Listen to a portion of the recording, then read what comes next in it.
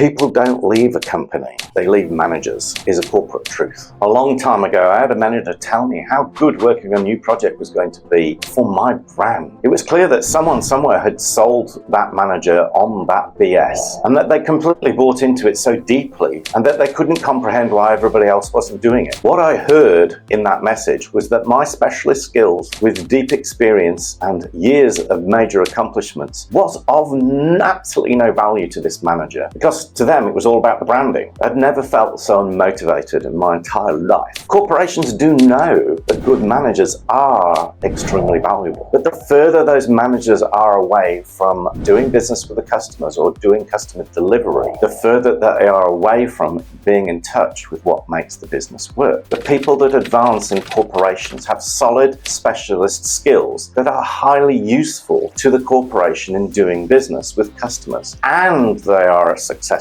able to manage people. Primary reason for the existence of HR is to protect the business from the damage due to the poor management abilities to select and retain necessary operational talent to do business. The secondary objective of HR is to weed out the overly ambitious but under-talented individuals that want to advance up the corporate tree by becoming managers, by inventing schemes for management advancement, such as those that regard themselves as having a brand as an alternative to having skills and talent. So in every corporate organization, there's an internal scheme that was invented by HR 20 or 25 years ago to determine who to promote into positions of management. The HR department don't like to be called HR, and that's an indication of the root cause of their issues, because they really do treat humans like consumable resources, and they don't like to be reminded of that. So they rebrand themselves as people and resources, or human capital, or some other amorphism that obscures their corporate sociopathy. And typically the people that fall victim to these schemes are the ones that were recruited for a particular specialty, but due to some extreme childhood adversity or emotional abuse in their past, they're driven to find some way to advance when they realize that they have no particular talent for their own operational specialty, and they decide to become management without any particular talent for that either. And it takes a particular type of creative sociopath to